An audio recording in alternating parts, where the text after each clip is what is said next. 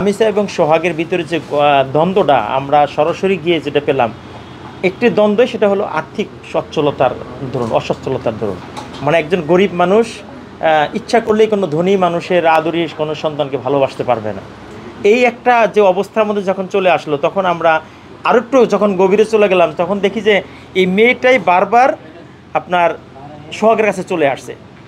আমি তখন জিজ্ঞেস করলাম যে এই 4বারের ঘটনা যখন মেয়েটাকে 4বার চলে আসলো, 4বারের মধ্যে কোনো একটা বার ঘটনা এরকম আছে কিনা যে সোহাগ গিয়ে মেয়েটাকে রিসিভ করছে অথবা সোহাগ গিয়ে মেয়েটাকে নিয়ে আসছে।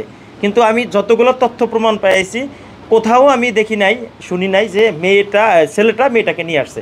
বারবার মেয়েটাই চলে আসছে এবং স্থানীয়ভাবে 3বার এটা বিচার সালিশ হয়, যেটা থানার ওসি মহোদয় থেকে শুরু সেখানে ছিলেন, সেখানেও ওই মেয়েটাই একাই চলে আসছে।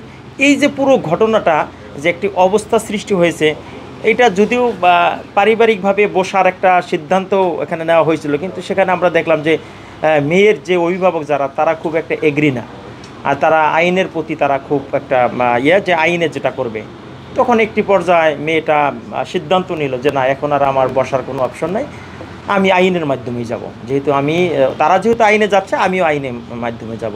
তবে সর্বশেষ যে কথাটা আমি বলতে চাই যে আমাদের এই সমাজে আসলে অসংখ্য মানুষ এরকম মিথ্যা জালে পড়ে তারা অনেকেই জেল হাজতে আছেন এবং অনেকেই বিচারও পাচ্ছে না। কারণ এই নিউজটা করার পরে আমি অসংখ্য মানুষের ফোন পাচ্ছি দেশ বিদেশ থেকে, বলতেছে ভাই আমার এই সমস্যা, ভাই একই সমস্যা, লামিসার মতো আমারও সমস্যা, মেনে নিচ্ছে না, ইত্যাদি ইত্যাদি ইত্যাদি।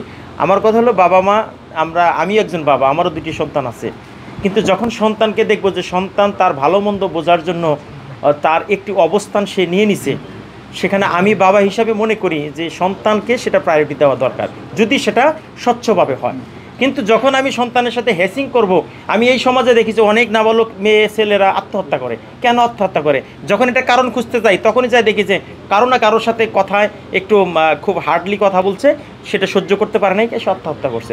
এই মেয়েটার পাশে যদি আমরা না দাঁড়াতাম, আমারও দীর্ঘ বিশ্বাস যে হয়তো এই মেয়েটার কোনো না কোনো একটা অ্যাক্সিডেন্ট হয়তো এই কয়েকদিনের মধ্যে হয়ে যেত। কারণ এখনও মেয়েটা পলাতক হিসাবে আছে। আমরা কাগজপত্রে আমরা যতটুকু জানি যে মেয়েটা তার মায়ের কাছে এখনও আছে, কারণ জিম্মায় কোর্ট তার মাকে জিম্মায় তাকে দিয়ে দিছে। এখনও আমরা জানি যে মেয়েটা তার মায়ের কাছেই আছে। কিন্তু ওভারঅল যে বিষয়টি, সেই বিষয়টি স্পষ্ট, মেয়েটা 18+ তার বয়স, এবং যখন মামলাটা হয়েছে তখন তারা 2জন স্বামী স্ত্রী, যেটার কাগজপত্র ইতিমধ্যে সম্পূর্ণ কমপ্লিট আছে। এই হলো মানে আমাদের কাছে সর্বশেষ। আর এই বিষয়টা আমি 4বারের শুনানির মাথায় আমাদের কাছে আসছে। যদি প্রথম, দ্বিতীয়, তৃতীয়বার আসতো, তাহলে হয়তো এত দূর পর্যন্ত আসতে হতো না। ধন্যবাদ জানাই। আমিও আপনাদের মধ্যে একজন মিডিয়া কর্মী। আপনারা ইতিমধ্যেই দেখতে পাচ্ছেন যে আমি বেশ কিছু নিউজ প্রচার করছি লামিসাকে নিয়ে দৈনিক সকালের বার্তা 24.com একটি পোর্টাল থেকে।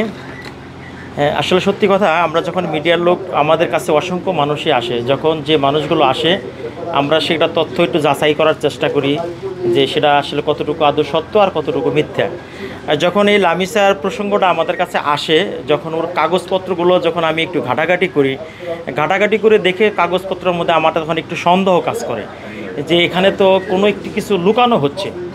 কারণ হলো যে ওর যে মেডিকেল সার্টিফিকেট এবং ওর যে জন্ম নিবন্ধন, সেখানে দেখা যাচ্ছে যে বয়সের পার্থক্যটা বেশ ডিস্টেন্স। তখন আমার একটু প্রশ্ন জাগলো যে আমরা তাহলে মেডিকেল সায়েন্সকে আমরা বিশ্বাস করব না জন্ম নিবন্ধনের কাগজটাকে বিশ্বাস করব? যদি জন্ম নিবন্ধনের কাগজটাকে বিশ্বাস করি তাহলে মেডিকেল সায়েন্স ভুয়া, আর যদি মেডিকেল সায়েন্সকে বিশ্বাস করি তাহলে জন্ম নিবন্ধন ভুয়া। তাহলে এই প্রশ্নটা যখন আমি কয়েকজনকে করলাম, কয়েকজন লয়ারকেও করলাম, তারা একটি কথা আমাকে বললেন যে না, তার মেডিকেল সায়েন্সে যেটা মানে প্রমাণিত হয়েছে সেটাই লিগ্যাল বয়স। তাই যদি হয় তাহলে একটি ইনলিগাল একটি সার্টিফিকেট দিয়ে যখন তাকে ধর্ষণের অভিযোগ নিয়ে আসে, তখন সেটা কিভাবে অ্যাকসেপ্ট করে? যখন তারা একটি কথা বললেন যেটা কোর্টকে হয়তো অবগত ওইভাবে হয়নি।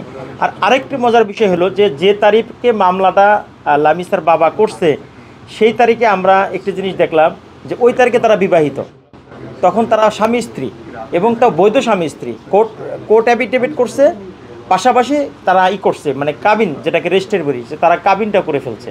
তাহলে যেখানে কাবিন হয়েছে তাহলে সে বৈধ স্বামী স্ত্রী। আমি এটাও একটি প্রশ্ন তুললাম।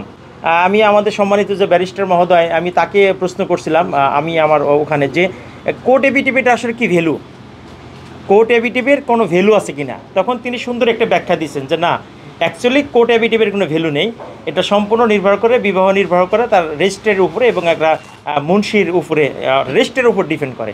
তাহলে কোর্ট অ্যাফিডেভিটটা কেন, ওনাদের মধ্যে ব্যাখ্যা দিচ্ছে। এখন আমার কথা হলো